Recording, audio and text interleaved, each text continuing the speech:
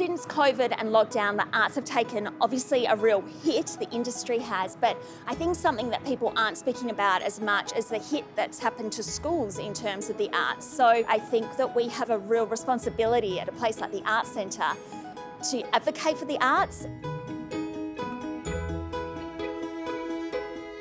Arts Centre Melbourne has created the First Call Fund to ensure that we can provide creative engagement and creative opportunities for students who are within communities that are really struggling. It's almost half of schools in Victoria that are classified as having really significant access requirements because of disadvantage. So there's schools that are coming from remote or regional Victoria that don't have access to places like this as easily, or to get here it costs a lot of money, so it's quite prohibitive.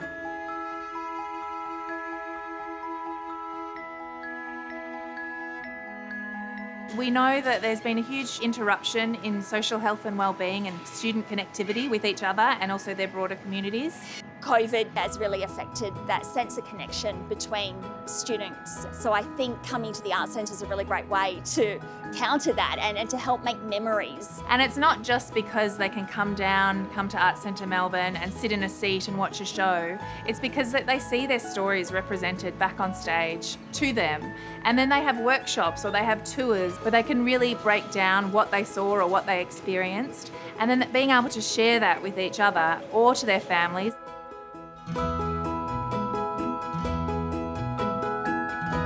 I went to a school that would now be identified as a First Call Fund school. So I think in my role here at Arts Centre, I can see how that really would have affected my life as a young student and my fellow classmates at the time. I feel like we're able to give those opportunities and resources to schools that aren't always able to access them. The power of the arts is transformative, and it's transformative for individuals and also families, but communities too.